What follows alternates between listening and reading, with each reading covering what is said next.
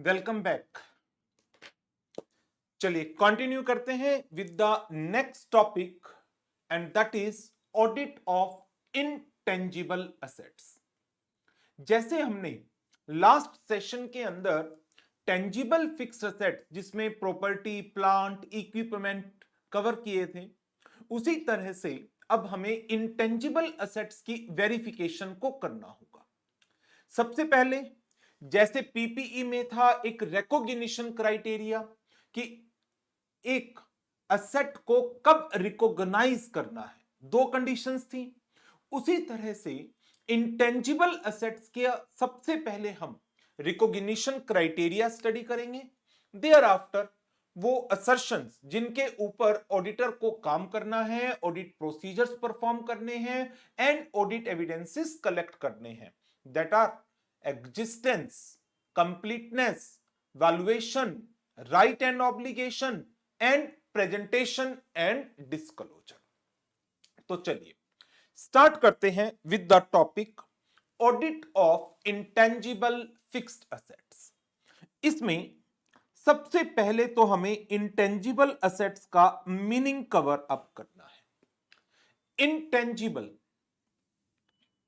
आइडेंटिफाइएबल, non monetary asset without any physical substance, held किस purpose के लिए, फॉर यूज इन प्रोडक्शन और supply of goods और services और फॉर रेंटल टू अदर और फॉर द एडमिनिस्ट्रेटिव पर्पसेस।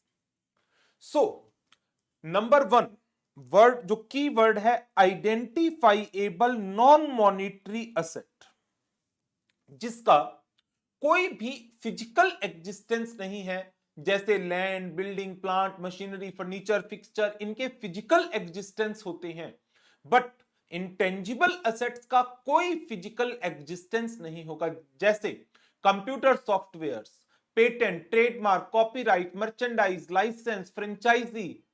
तो जो ये हमारे आईपीआरस हैं, intellectual property rights, they are classified as the intangible asset, लेकिन इनका कोई भी फिजिकल सब्सटेंस, फिजिकल एग्जिस्टेंस नहीं है।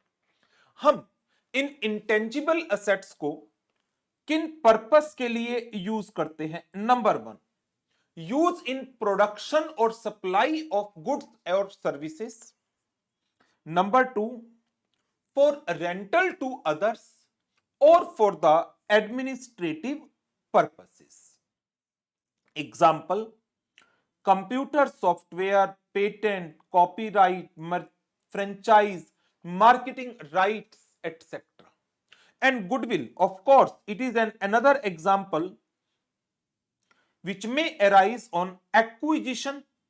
यदि आप किसी बिजनेस को एक्वायर करते हैं और उसके लिए जो परचेज कंसिडरेशन पे किया जाता है वो नेटबुक वैल्यू से ज्यादा है, तो difference is recognised as the goodwill, और गुडविल में बी जनरेटेड इंटरनली। एंड आप सबको बहुत अच्छी तरह से पता होगा, as per the provisions of requirements of AS 26, internally generated goodwill is not to be recognized as an asset. As per AS 26, intangible assets, internally generated goodwill is not recognized as an asset because it is not an identifiable source being controlled by the enterprise that can be measured reliably at the cost. So, meaning of intangible assets multiple choice questions के लिए एक important topic है और बहुत simple definition है। एक identifiable non monetary asset without physical substance held for use in production और supply of goods और सर्विसेज और फॉर रेंटल टू अदर और फॉर एडमिनिस्ट्रेटिव पर्पसेस। तो मल्टीपल चॉइस में एक पॉइंट ये हो सकता है, intangible assets are been held for, option A, use in production और सप्लाई ऑफ गुड्स और services. Option B for rental to other. Option C administrative purposes. Option D all of the above. और थोड़ा सा इसको complex करना होगा तो 7-8 point बनाकर नीचे ऑप्शन में डालेंगे। ठीक, option point number 1 2 3 4, point number 2 3 4, point number 5 6 7। जैसे 3 तो ये हो गए, डी ई एफ। यदि मैं यहां पर और कुछ पॉइंट्स दे दूं कि intangible assets are held for resale, जो पूरी तरह से गलत है। हेल्ड फॉर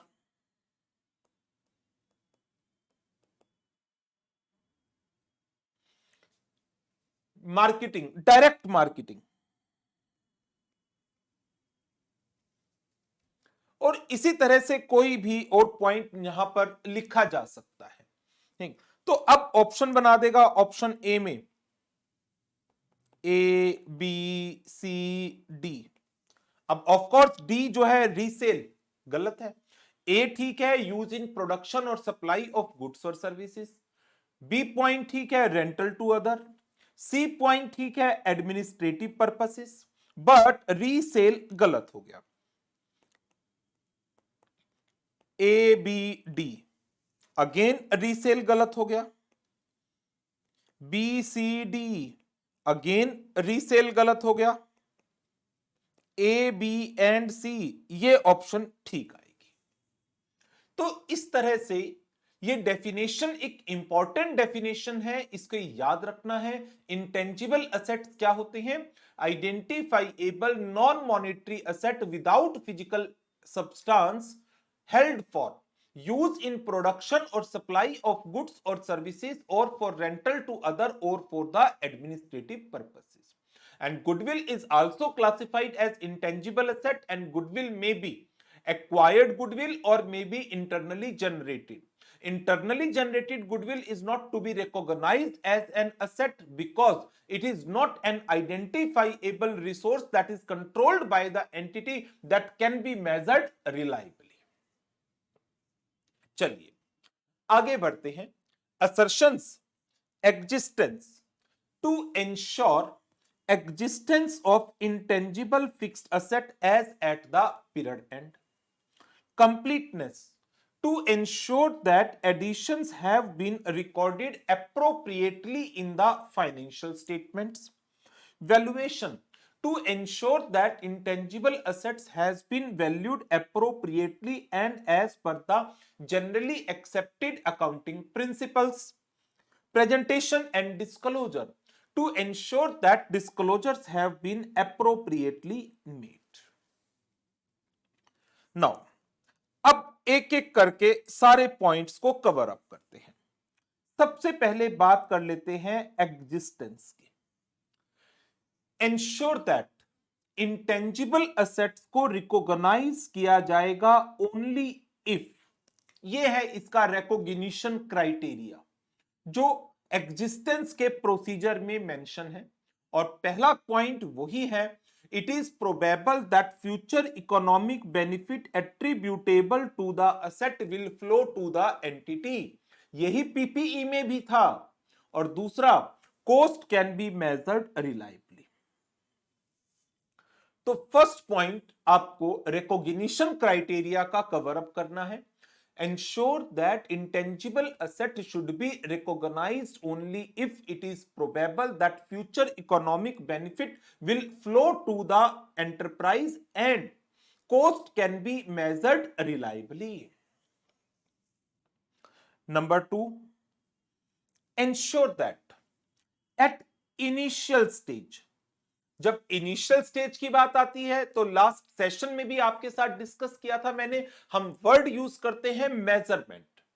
तो at the initial stage intangible asset should be measured at the cost, but year end पर intangible assets to be carried at initial cost reduced by the amortization and the impairment loss if there is. after initial recognition intangible asset carried at its cost less accumulated amortization and any impairment loss. Tangible assets के अंदर क्या आता है? Accumulated depreciation word आ जाता है and impairment loss तो आएगा ही आएगा. To verify the existence of software,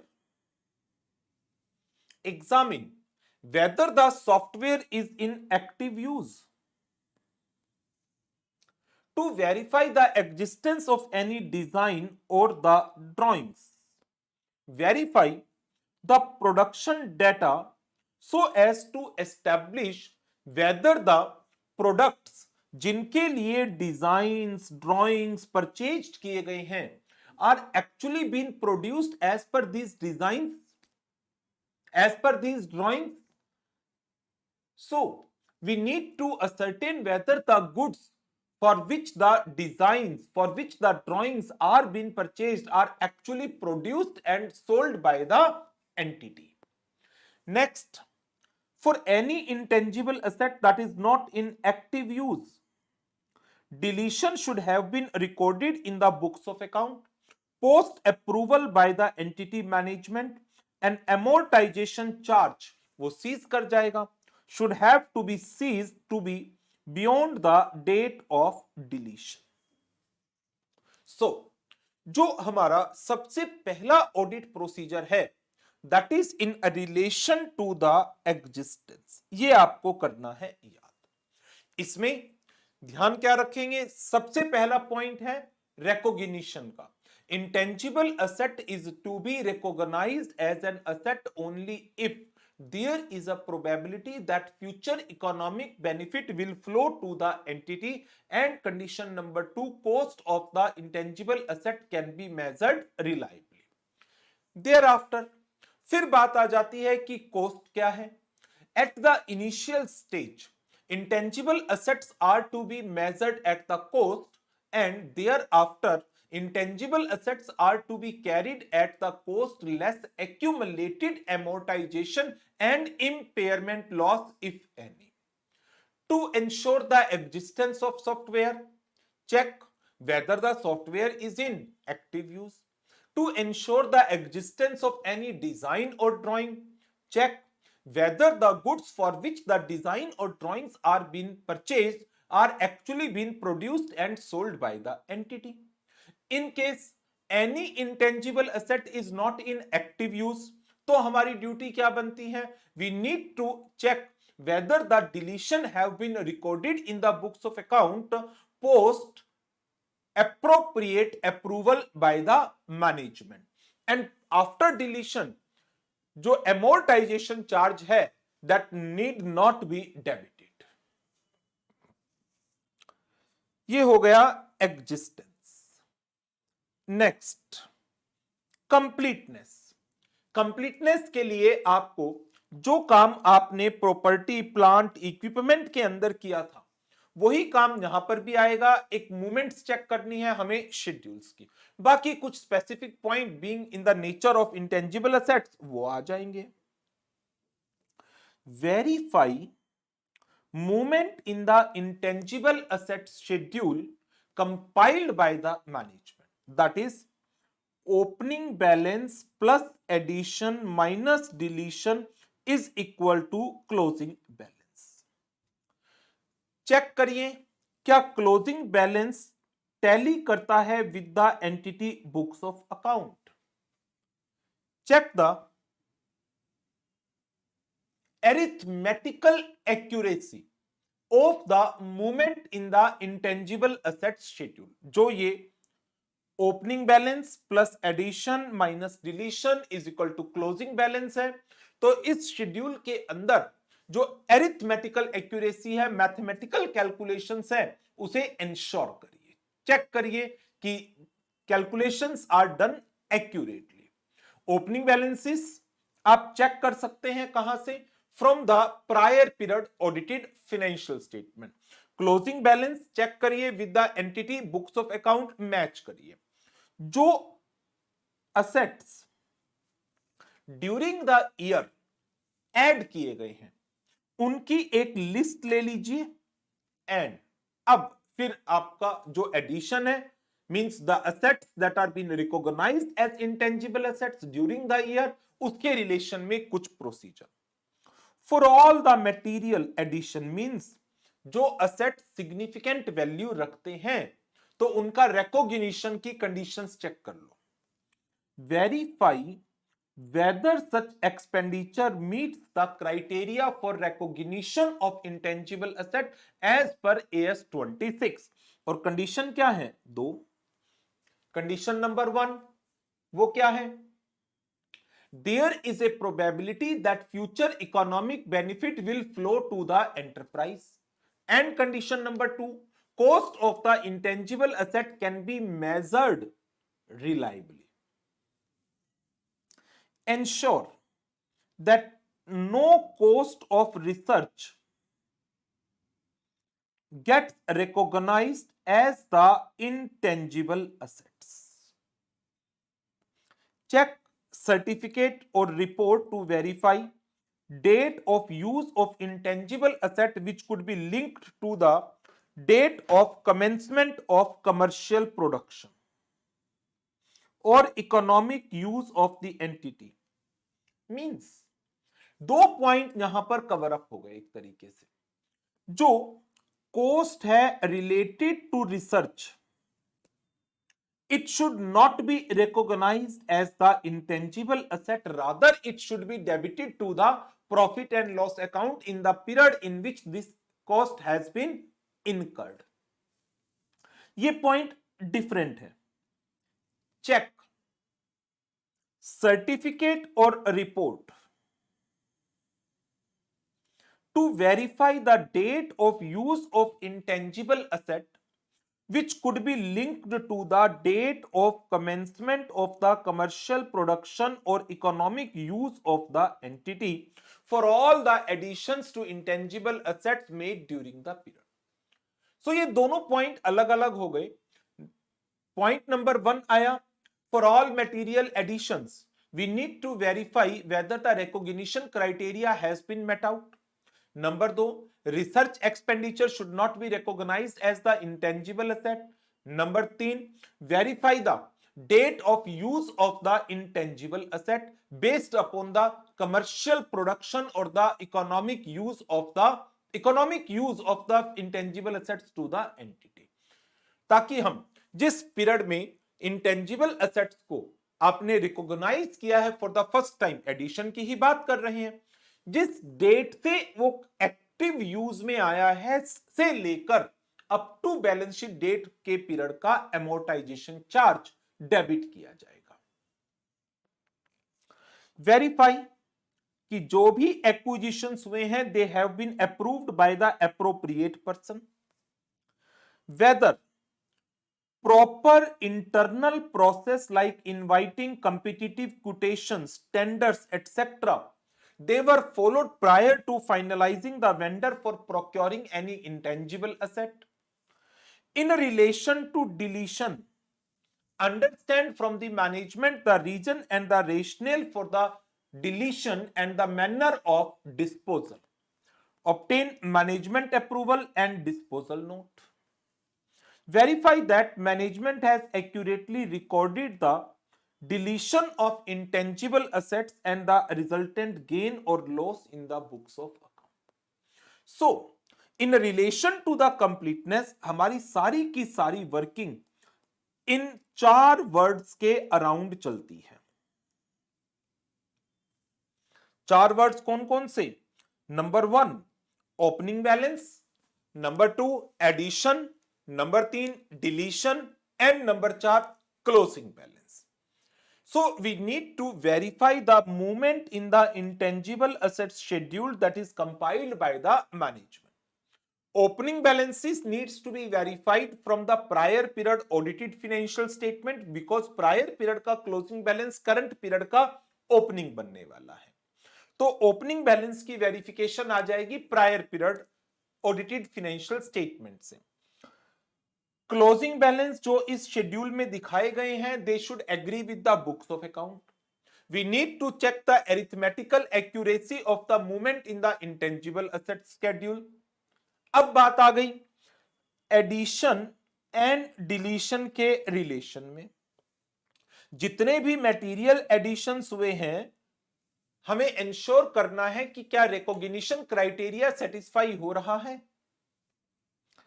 research की cost that should not be recognised as intangible asset, we need to check the certificate or report to verify the date of use of the intangible asset. Acquisitions have been approved by the appropriate managerial person. Internal processes like inviting competitive quotations, proper tender, etc. they were followed before finalizing the vendor for acquiring any intangible asset. In relation to deletion, understand from the management as to the reason and the rationale for the deletion and manner of the disposal. Verify management has accurately recorded the deletion of intangible assets. So general points हैं from the very beginning. इस chapter के बारे में यही बातें मैं बार बार कह रहा हूं कि ये चैप्टर बहुत बहुत आसान चैप्टर है, बट प्रॉब्लम है इस चैप्टर की, और वो क्या है कि ये चैप्टर लेंथी है बहुत ज्यादा और कॉन्सेप्ट रेपिटेटिव नेचर के हैं, तो इसलिए लर्निंग में थोड़ा सा इशू आएगा और उसका सॉल्यूशन यही है मल्टीपल रिवीजन। कॉन्सेप्चुअल स्टडी करिए टॉपिक्स को और मल्टीपल टाइम्स रिवाइज करिए। Next, valuation. जैसे हमने प्रॉपर्टी प्लांट इक्विपमेंट की वैल्यूएशन कवर अप की थी, जिसमें हम डेप्रिसिएशन मेथड, इंपेयरमेंट असेसमेंट की बात कर रहे थे। यहां पर क्या आ जाएगा, डेप्रिसिएशन की जगह अमोर्टाइजेशन, इंपेयरमेंट ने तो रहना ही रहना है, और अमोर्टाइजेशन का मेथड। बस verify that entity has charged amortization on all the intangible assets। जो amortization का मेथड है वो रिफ्लेक्ट करता है उस पैटर्न को on the basis of which the economic benefit flow to the entity. Amortization method reflects the pattern in which the asset future economic benefit arise to the entity. Next and the last point is का impairment assessment. Verify whether management has done the impairment assessment to determine क्या कोई intangible asset impaired हुआ है, तो उसके लिए कौन सा AS अप्लाई होगा, AS 28। So verify whether entity has applied AS 28 impairment of the asset for determining manner of reviewing carrying amount of its intangible asset, determining recoverable amount of assets so as to determine the impairment loss। Impairment loss होता क्या है basically,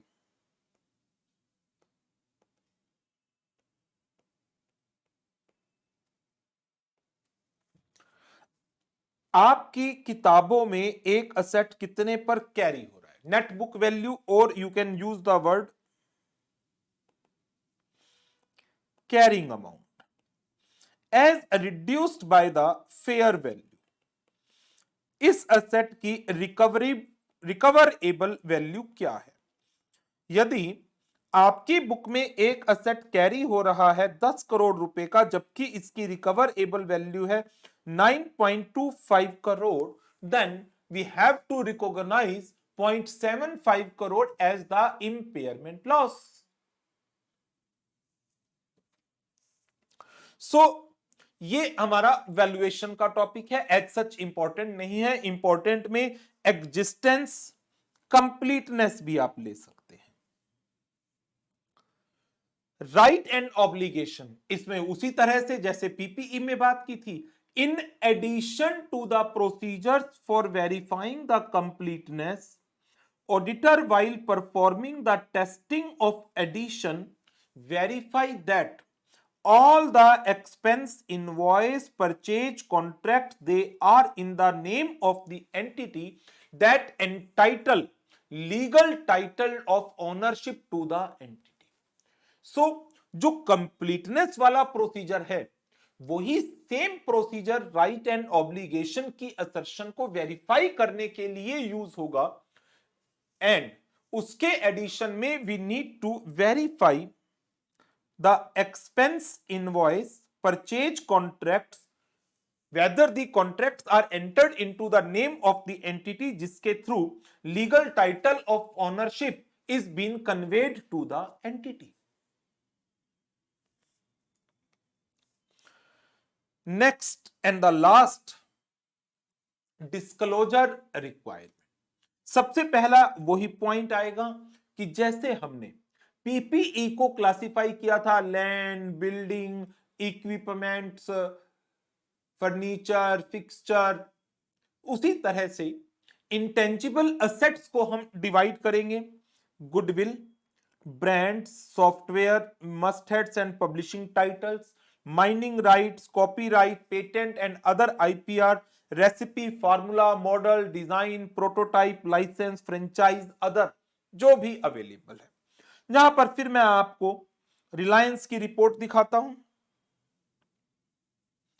intangible assets,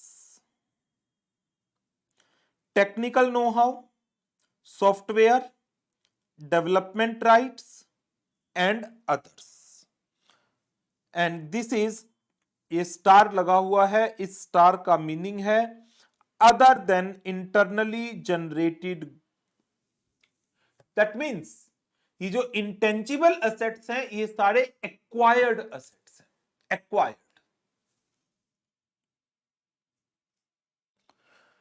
reconciliation किसकी? Gross and net carrying amount for each class of the asset at the beginning and at the end of the reporting period, showing changes due to addition, disposal, revaluation if it is 10% or more in aggregate of net carrying value of each class of intangible asset. Other adjustments, related depreciation, or you can use the word amortization, and impairment losses. अब देखो उसी तरह से जैसे PPE का था, gross block, net block, depreciation और amortization, beginning and depreciation, beginning and net block, beginning and during the year जो एडिशंस हुई हैं, डिडक्शंस हुई हैं, एडजस्टमेंट्स हुई हैं, depreciation for the year, deduction or adjustment in the depreciation for the year. So gross block, net block, beginning पर end में उन सब चीजों को for each class of the intangible asset हमें एक separate disclosure देना है. So reconciliation of gross and net carrying amount of each class of asset at the beginning and end of the reporting period, showing addition, disposal, changes due to revaluation. Revaluation का change if it is 10% or more in aggregate of net carrying value of each class of asset, and other adjustments and related depreciation and impairment loss. फिर बात आ जाती है यदि आपने asset को reduce किया है due to reduction of capital और रिवैल्यूएशन के कारण, तो आपको for a period of 5 year subsequent to date of such reduction उसके डिस्क्लोजर्स देने होते हैं, जैसे पीपीई में पढ़ा था. Where sum has been written off on reduction of capital or revaluation of asset, or where any sum have been added on revaluation of asset every balance sheet subsequent to date of such return off or addition must show the reduced or increased figure as applicable, and also by way of a note show the amount of reduction or increase along with the date for the first 5 years subsequent to the date of such reduction or increase. तो जैसे आप internal reconstruction करते हैं, तो internal reconstruction से जो capital reconstruction account में आपने पैसा इकट्ठा करा, कैसे इकट्ठा करा? असेट्स को राइट ऑफ करके, असेट्स की वैल्यू को कम कर दिया और उसका कॉरस्पॉन्डिंग अमाउंट कहां से राइट ऑफ करा है? कैपिटल रिडक्शन अकाउंट से।